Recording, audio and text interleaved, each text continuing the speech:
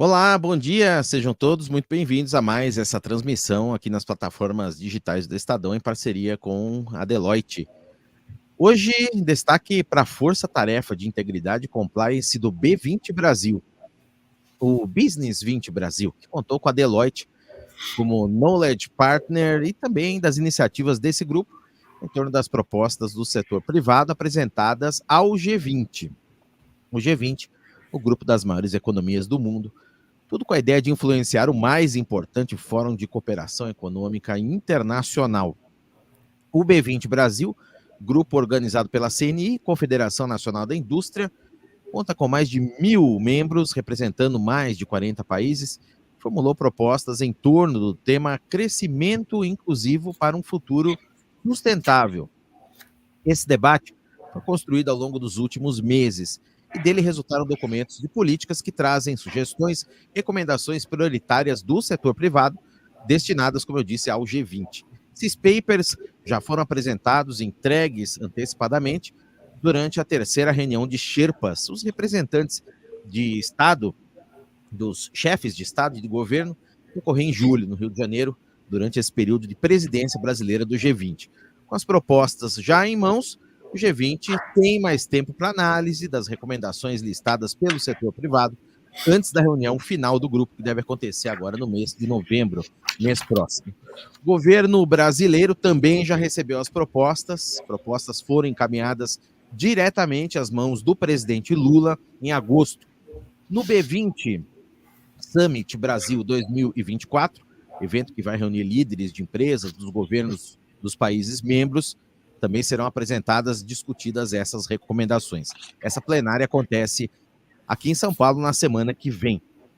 Para conversar sobre o documento de integridade e conformidade do B20, suas propostas, ideias, também as perspectivas, estou recebendo hoje 3 convidados aqui nessa transmissão.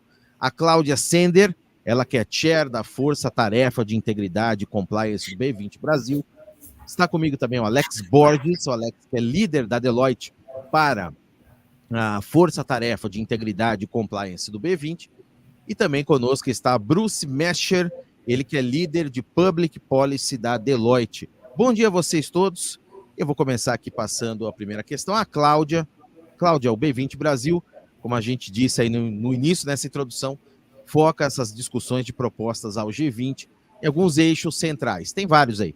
Promoção do crescimento inclusivo, uma transição justa para zerar emissões líquidas de gases de efeito estufa, aumento da produtividade por meio da inovação, também a promoção da resiliência das cadeias globais de valor e valorização do capital humano, entre outros pontos.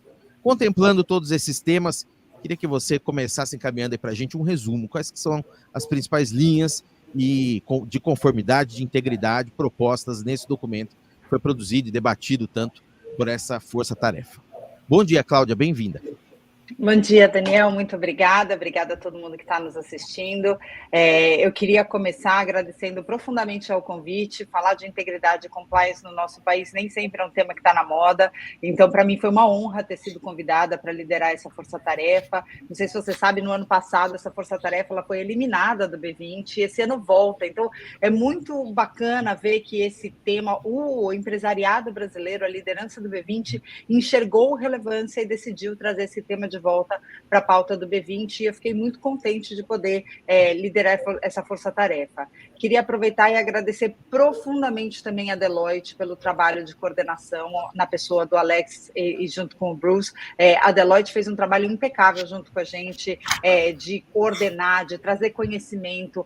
Você conseguir alinhar com tantos países não é fácil, então você precisa de muito dado, de muita informação para conseguir convencer países que estão em estágios muito diferentes de maturidade a adotarem e a aceitarem a recomendação do B20, que vem numa linha já de amadurecimento, de olhar para frente. Então, obrigada, Alex, Bruce, por disponibilizar toda a equipe e o conhecimento que a Deloitte trouxe para a mesa. Agora, para responder a tua pergunta, Daniel, eu queria, eu acho que a gente teve a felicidade de conseguir trazer recomendações e que a gente chama de policy actions, né, dentro do nosso paper, que são ações recomendadas para o B20, que estão muito alinhadas com o olhar do G20. Tá? Então, você mencionou aqui algumas, deixa eu pegar o crescimento inclusivo e a valorização do capital humano. A gente tem 3 recomendações no nosso documento. A primeira delas é a promoção da liderança, a terceira delas é a promoção da liderança ética para o estímulo do crescimento inclusivo. Tudo isso está super alinhado com o crescimento inclusivo, está super alinhado com a valorização do capital humano, porque a gente está falando da promoção de um ambiente de trabalho ético e livre de assédio e de discriminação. A gente acredita que num país diverso como o Brasil, mas tão desigual como o nosso, onde a gente ainda tem um grupo muito homogêneo nas lideranças, garantir que os espaços de poder e que a gente tenha ambientes de trabalho, seja no setor público, seja no setor privado, que sejam livres de assédio e discriminação, vão ser super importantes para que a gente consiga ter esse crescimento inclusivo, onde o capital humano é valorizado de maneira muito mais intensa. Quando você me pergunta sobre a transição justa para zerar as emissões líquidas dos gases de efeito estufa, eu queria falar um pouco da nossa recomendação número 1, que ela está muito focada no combate à corrupção, mas ela traz uma visão mais contemporânea, com um foco para o combate à corrupção verde. E por que a gente trouxe esse foco? Hoje, os investimentos na transição energética, na transição ambiental, que a gente tem visto todas essas catástrofes, os investimentos são muito grandes, são tão grandes que os olhos dos corruptos ou dos potenciais fraudadores se voltaram para essa montanha de capital que está sendo alocado na transição, e hoje a Interpol qualifica que o crime ambiental, seja através de vendas de licenças ilegais, seja através de desvios de verbas que deveriam ser alocadas para a proteção ou para o desenvolvimento de reservas, seja por conta do uso de bonds verdes ou da manipulação das métricas, já está entre os 3 principais crimes de corrupção do mundo. Ou seja, é um tema que a gente precisa jogar luz, que a gente precisa garantir que o dinheiro vai ser aplicado de forma correta, principalmente endereçando as populações mais vulneráveis. E aí que a gente fala da transição verde, trazendo, de alguma forma, a justiça ambiental, que hoje se fala tanto, né, que as populações mais vulneráveis, em geral, são aquelas que estão mais suscetíveis às catástrofes ambientais.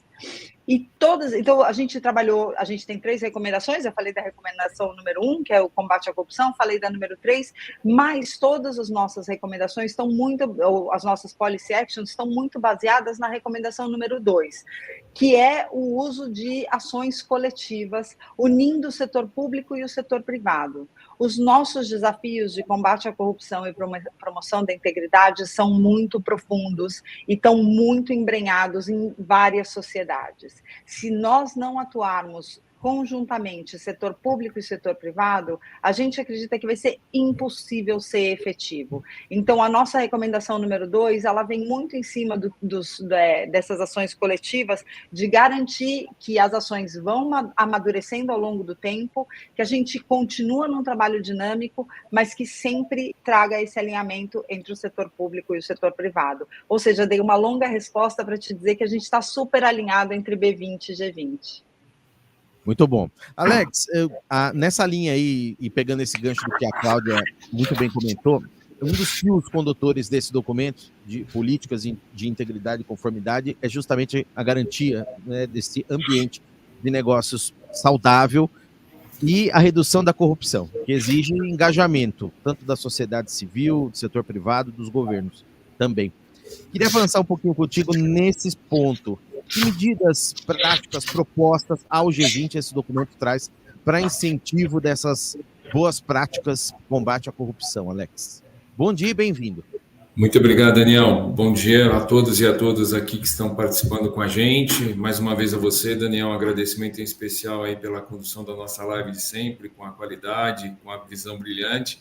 E também aqui, mais uma vez, agradecer a Cláudia pela excelente condução, pelo brilhantismo, pelo engajamento global de toda a força-tarefa dentro da preparação do que nós estamos aqui contribuindo junto. E ao Bruce também, muito bom dia aqui, Bruce, esteja bem-vindo conosco. Acho que, detalhando um pouquinho dos excelentes comentários já feitos pela Cláudia, a segunda recomendação, ela realmente traz uma visão coletiva, que traz como priorização o setor público, as cadeias de valor, olhando o setor privado e toda a sociedade para uma manutenção e uma visibilidade cada vez mais dos temas, dos princípios que estão relacionados à integridade. E para essa grande recomendação, elas foram detalhadas em duas grandes ações ou duas grandes políticas. A primeira, que é promover a ação coletiva com o setor público, o setor privado, a sociedade civil, para promover a integridade de toda a questão do engajamento, de toda a questão de envolvimento da cadeia de valor da nossa economia global. Por quê, gente? Por que dessa grande preocupação? Porque, embora a ação coletiva ela seja uma abordagem integrada, o termo já se destaca isso coletiva, ainda há alguns destaques que precisam ser reforçados e também compartilhados, que apenas 45% dos países hoje que compõem o B20 estão envolvidos em pelo menos uma iniciativa de ação coletiva em andamento. Um exemplo disso, gente, é como assegurar que as informações elas sejam compartilhadas, elas sejam conhecidas, elas estejam vinculadas adequadamente até as regulamentações locais. E como é que isso está se desdobrando? Tá? Quais são as principais ações? Promover e participar de ações coletivas que, de fato, possam prevenir e combater a corrupção. Segunda, implementar essas ações destinadas a estabelecer programas de educação para a integridade, em todas as instâncias, gente. Quando a gente fala das instâncias, seja desde os momentos escolares, seja dos momentos como se formação do próprio cidadão, até mesmo como as organizações também têm um papel importante de compartilhar essas informações. E a segunda grande ação, a segunda grande política que se desdobra dessa recomendação é promover a transparência e a responsabilização para combater de forma eficaz a corrupção. Por quê? 2 dados. 3,5 bilhões de reais ao ano são as estimativas dos custos hoje relacionados à parte de corrupção. São dados que são extremamente relevantes. Segunda principal informação, a Interpol estima que aproximadamente, como a Cláudia destacou muito bem, os custos derivados ou os valores envolvidos às questões ambientais perfazem aproximadamente 280 bilhões de dólares ao ano. E o porquê, gente? O porquê que as organizações e como esse caminho está sendo construído? De fato, as organizações precisam conhecer e ter um bom processo de avaliação de riscos de corrupção em todos os setores, em todo o seu ecossistema, conhecer as suas relações e, não menos importante, tá, gente? Aqui também um destaque complementar, que tem que ter as medidas disciplinares, as medidas corretivas para que esse processo se fortaleça, esse processo melhor se responsabilize e nós vamos cada dia mais transformando e fortalecendo o ambiente empresarial relacionados aos princípios éticos. Daniel, só uma visão geral aqui, um pouco dos principais informações, para que a gente pudesse também compartilhar a importância das ações relacionadas às questões coletivas. Muito obrigado. Muito obrigado, Alex, pela excelente exposição aí. Vou passar a palavra para o Bruce. Bruce, uma das principais inovações, forças por trás das mudanças sociais que nós estamos testemunhando e será cada vez mais o uso crescente da inteligência artificial, a IA. Ela apresenta oportunidades transformadoras, porém impõe desafios éticos. Há que se buscar um equilíbrio. O que o paper, o documento, coloca como proposta para a busca justamente desse equilíbrio em relação a esse ponto, Bruce? Bom dia e bem-vindo. Bom dia, Daniel. Bom dia a todos que estão participando. Quero também adicionar meus agradecimentos para todo mundo aqui participando, Borges, e parabéns para a Cláudia dessa liderança do Task Force excepcional. É muito trabalho, como você mencionou. E também é uma honra para nós, como Deloitte, de ter uma participação ativa também em assuntos, colocando nossos entendimentos e também nossas recomendações também para fortalecer e contribuir para esse diálogo importante. Sobre o IA, e também, né, eu vou expandir um pouco mais, IA neste ano também é uma das sistemas que não somente o diálogo, questionamento e discussões foi feito exclusivamente na Task Force da Integridade e Compliance. Eu acho que é uma das temas tão importantes neste momento que está afetando todas as nações do G20, que você pode notar várias recomendações em vários dos demais Task Forces e Action Councils, até as implicações e as oportunidades que ele traz em termos de o futuro de trabalho, qualidade da vida, desenvolvimento sustentável para o mundo, mas como você mencionou bem, tem alguns riscos associados e algumas preocupações que está no foco mesmo de muitos nessas discussões. Os riscos de como assegurar efetivamente que o uso dessa tecnologia vai ser responsável, o desenvolvimento vai ser com ética, e também como isso vai ser utilizado mesmo para o melhor do mundo, ou seja, para promover esse crescimento sustentável e inclusivo para todas as populações. Então, e me corrige, Cláudio, Alex, para complementar, porque você estava muito mais nas grandes discussões internas em termos disso. Eu acho que uma das recomendações fica na pilar de promover efetivamente a transparência. Muitas vezes, eu acho que tem um conhecimento, muitas vezes limitado, essas tecnologias do IA são complicados e muitas vezes uma caixa preta. Como funcionar? Como e por que ele chegou a essa recomendação ou análise de informações? Tá?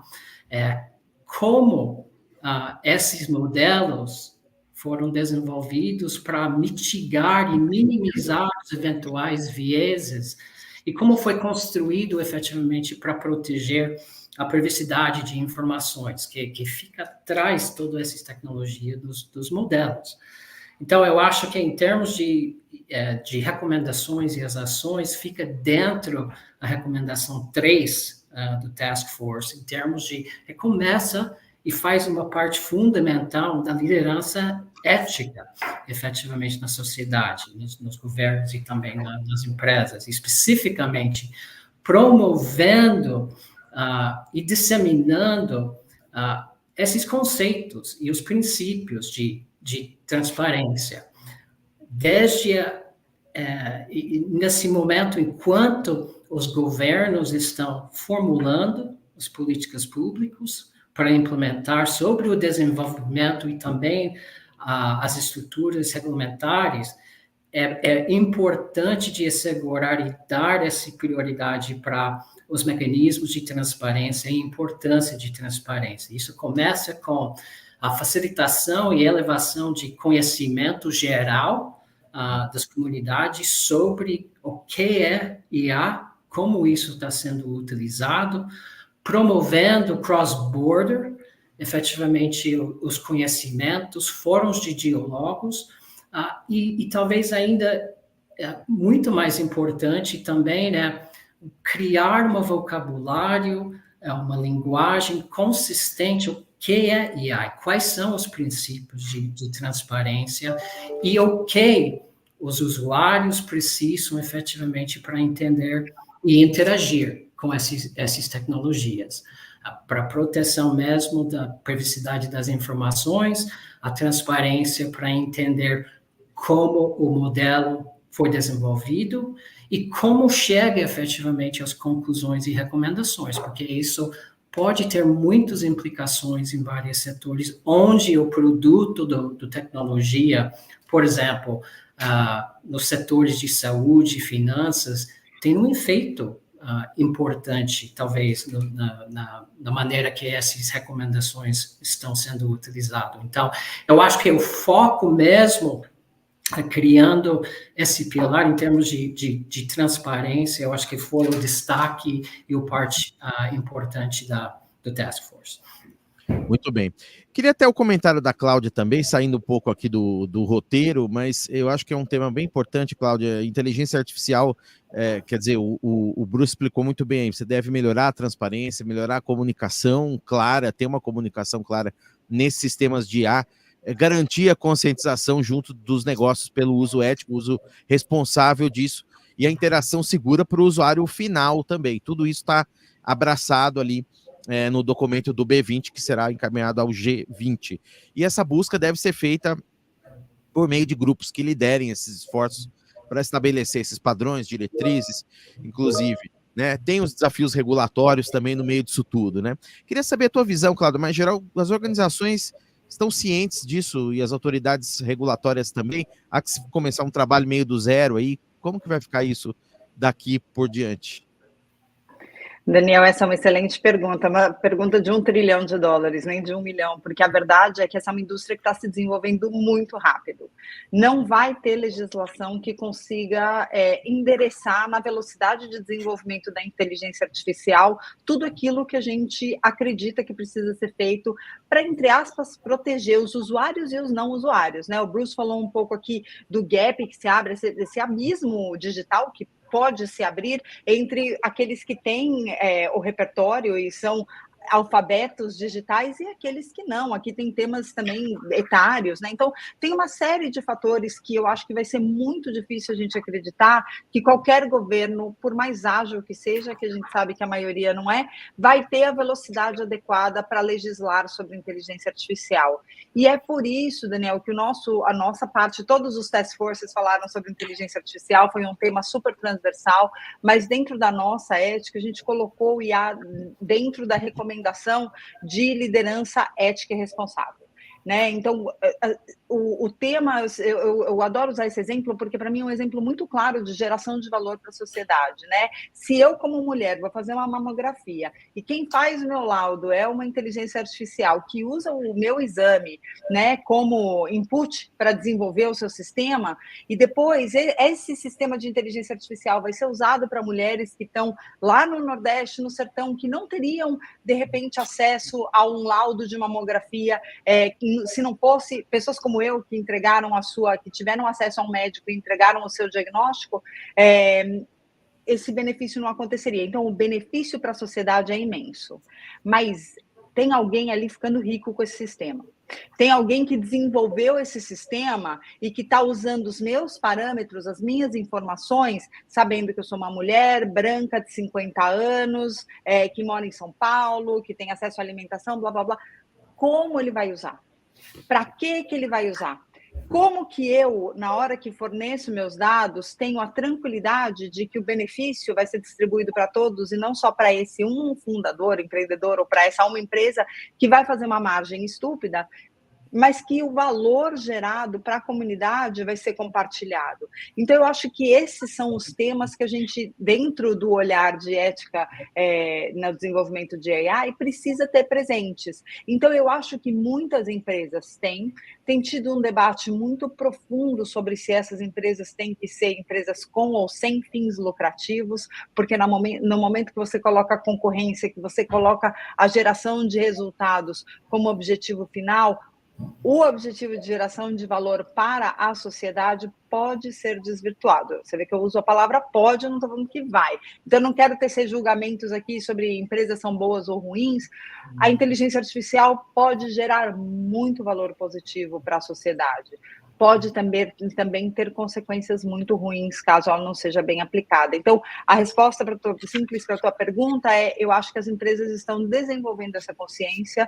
É importante que do nosso ponto de vista, é importante que essa consciência exista, que essa transparência esteja presente, para que o usuário final, que vai estar fornecendo os seus dados para alimentar os sistemas gigantes de inteligência artificial, saibam claramente como que esse dado está sendo utilizado e quem que ele beneficia. Muito bem, ótima explicação. Obrigado, inclusive, por compartilhar essa visão aí bem geral do tema. É o que está faltando, realmente, muita gente entender como é que isso funciona, Cláudio. Tem muita gente, tem um pessoal, mas tem muita gente que fornece o dado e nem sabe onde aquilo vai parar, nem tem ideia que está fornecendo, e isso tem que ser realmente de ficar claro para todos aí. Parabéns pela explicação. Eu vou voltar a palavra aqui com o Alex. Alex, queria reforçar um outro ponto aqui contigo, que é o crescimento sustentável. A Cláudia falou no início, né, e o documento tem muito clara a proposta de estabelecimento, de promoção de lideranças éticas comprometidas para o sucesso dessas iniciativas todas que nós estamos falando aqui, que estão presentes no documento, listando como pontos fundamentais incentivos a empresas com boas práticas, combate ao assédio, promoção de bons ambientes de trabalho, a Cláudia também citou isso no início, o que se soma tudo ao desenvolvimento de métodos efetivos e funcionais de combate à corrupção. Queria a tua visão, Alex, sobre a nossa realidade aqui em relação a isso. O Brasil, nesse cenário, está acompanhando tendências mundiais? Não estamos para trás? Como que isso está funcionando, Alex? Perfeito. Obrigado mais uma vez, Daniel.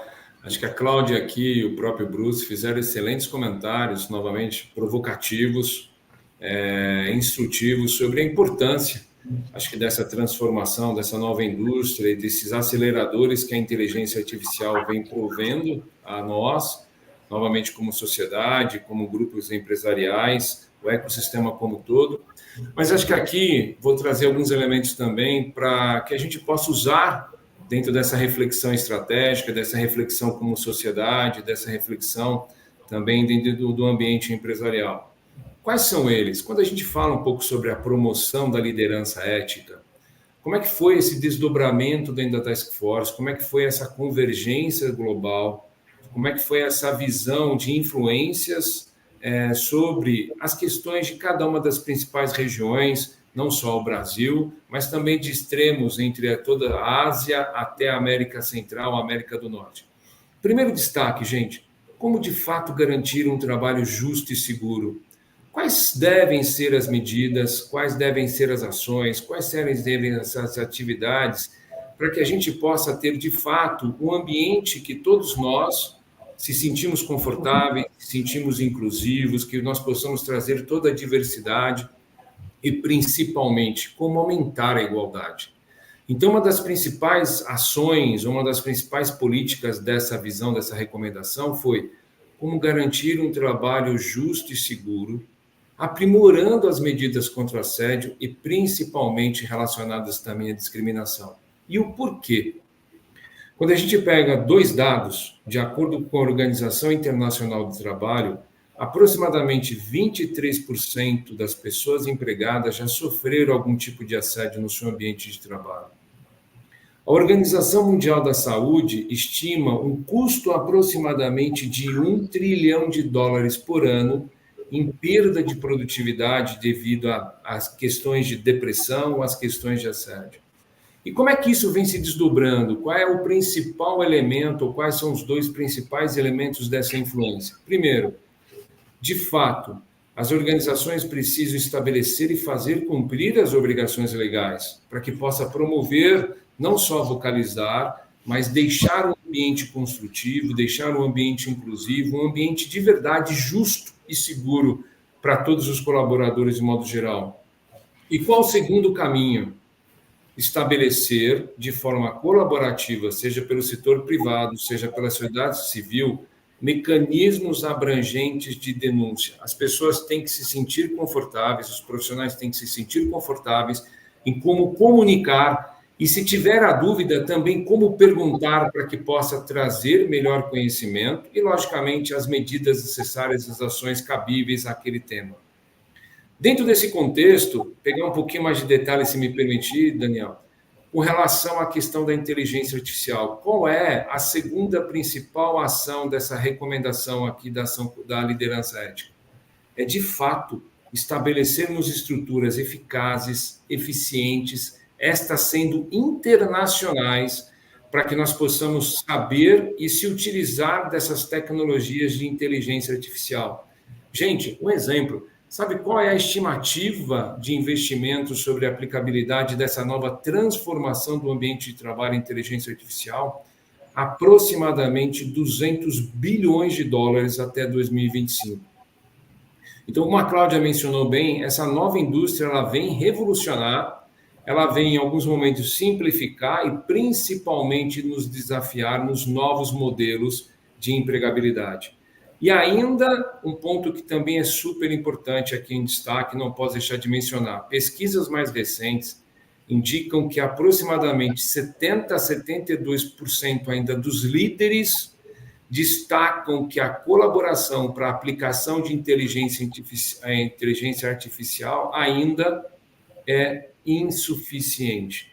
Então, há um caminho de construção, há um caminho de colaboração. Olha que legal, como essa recomendação 3 ela está totalmente integrada à recomendação 2, totalmente integrada à recomendação 1, que fala sobre os princípios e os programas de integridade. Por quê? Último comentário. Porque há uma necessidade cada vez maior de desenvolvimento e incentivos de código de condutas voluntários, código de condutas globais, para que todos nós possamos, independentemente da nossa geografia, termos um ambiente inclusivo, termos um ambiente com liderança ética, termos um ambiente com todo o processo e todas as visões de igualdade. Então, mais uma vez, que sejamos aqui pela recomendação 3, priorizando um pouco dos aspectos de inteligência artificial, temos, de fato, uma liderança ética, uma liderança inclusiva que contemple todas as nossas diversidades. Devolvendo aqui para você, Daniel, mais uma vez, obrigado. Muito bom, Alex, muito obrigado. E já falamos aqui, inclusive, da importância, né, da criação desses canais de denúncia, foi tema de live aqui já no nosso canal, falamos sobre isso, né, falamos dessas preocupações, e essa ligação que você fez com a inteligência artificial aí realmente é incrível, e a gente reforça $1 trilhão de dólares, é isso o número que você trouxe aqui, realmente muito preocupante, $1 trilhão de dólares em prejuízo, isso dado da ONU aí, em perda de produtividade por conta dessas questões muito importantes. Muito bem. Vou passar aqui para o Bruce para a gente concluir, Bruce, e eu queria uma visão tua também mais geral daqui por diante. Quais que são os próximos passos? Agora temos o documento, falamos aqui das propostas. No cronograma de trabalho do B20, há algum prazo, alguma meta? Como é que funciona isso? O encaminhamento de estudo ao G20 e depois o acompanhamento, a interação de tudo isso junto dos países. Não, eu acho que eu vou ter que primeiro, você já mencionou alguns dos próximos passos. Obviamente, esse processo não é simplesmente produzir papéis de recomendações, é um trabalho árduo, especificamente, eu sei, Cláudia, fazendo esses encontros para defender, promover aquele processo famoso de advocacy, gerar awareness, pega alianças e continuar promovendo. Você mencionou grande milestone de semana que vem em São Paulo, com o B20, o Summit, o plenário, onde todas essas recomendações vão ser discutidas mais uma vez, com a participação de mais de 1.000, não sei o número exato neste momento, as inscrições, eu acho que ainda está aberto para participação, mas é para discutir ainda mais essas recomendações com os líderes de indústria, líderes do setor privado e público, e continuar esse diálogo até o Summit do G20 no Rio em novembro. Talvez é importante reconhecer que o trabalho não para aí. Eu acho que eu tenho que reconhecer e também parabenizar todo o B20 em termos do processo bem pensado e bem proativo em termos de criar uma série de iniciativas para deixar um legado, ou seja, não simplesmente termina a semana que vem no plenário, ou seja, tem eixos bem definidos, com iniciativas sendo estruturados e implementados. Eu acho que um dos eixos é para facilitar efetivamente uma transição efetiva e eficiente. Para o próximo, para o África do Sul, que vai receber e continuar com o ano que vem. Então, muito trabalho já feito e vai continuar para facilitar essa transição e manter efetivamente a continuidade das recomendações. Tem o eixo do B20 para a sociedade, ou seja, várias iniciativas mesmo, focado em ações, ou seja, para deixar essas recomendações não simplesmente no papel, mas saindo em ações, ou seja, aproveitando e alavancando os relacionamentos com várias instituições que têm a fim de mesmo participar e pegar algumas ações. É o B20 Sociedade, o legado B20 Sociedade. Talvez ainda mais interessante também no grande iniciativa é também o legado B20 Brasil, ou seja, aproveitando efetivamente toda essa inteligência de mais de 1.000 participantes, as ideias, os insights que foi coletado ao longo desse ano intenso de trabalho, e talvez de continuar o engajamento com o setor privado brasileiro, de continuar esse diálogo, engajados em termos de ações específicas, e eu acho que é o momento também para aproveitar isso, para alavancar e explorar onde o Brasil efetivamente tem vantagens e pode fazer uma grande diferença para o futuro. Nota a transição energética, essa área de inteligência artificial, e onde isso pode promover e dar continuidade das ações e as ideias e as recomendações do B20 aqui. Muito bem, e parabéns a Deloitte, né, Alex e Cláudia, e a você também, Bruce, que entrou como parceira nesse trabalho, Knowledge Partner, e conduziu brilhantemente aí. Está falhando um pouco a ligação do Daniel, certo? A conexão? Sim. Mas pode continuar, Alex. Pode Cláudia, concluir. você quer fazer os comentários finais, por favor? Vou assumir o papel do Daniel aqui também para ajudar aqui no processo, por gentileza. Legal, não, obrigada novamente, Daniel, pela condução da live. Foi uma delícia estar aqui com vocês, falar sobre um tema tão importante, mas que a gente, infelizmente, ainda fala pouco aqui no Brasil. Foi mesmo um privilégio ser parte da construção desse paper. Quero agradecer novamente a toda a equipe da Deloitte e todos os nossos Network Knowledge Partners, todo mundo que esteve junto com a gente e todos os membros dessa força-tarefa que foram muito ativos na construção desse paper. A gente teve muito debate, mas acho que termina com um documento, como o Bruce disse, rico, que deixa um legado interessante para que ele continue evoluindo. A ideia é construir sobre o que veio até aqui e deixar um legado para que seja utilizado. Me perguntaram outro dia o que me deixaria feliz, se era ver refletido as nossas recomendações no documento do G20. Eu, sem dúvida, ficaria contente com isso, mas eu ficaria feliz de verdade de ver a implementação real dessas políticas que têm impacto na vida das pessoas, para que a gente consiga deixar a nossa sementinha realmente no nosso país e, quem sabe, no mundo, de um crescimento mais justo, mais inclusivo, mais verde, e que sirva para todos, não deixe ninguém para trás. É isso. Obrigada, Alex, obrigada, Daniel, e obrigada, Bruce, por compartilhar o painel aqui com a gente. Muito bem. Agradecemos mais uma vez e o reconhecimento a você pela liderança e a todos os que participaram conjuntamente com a gente.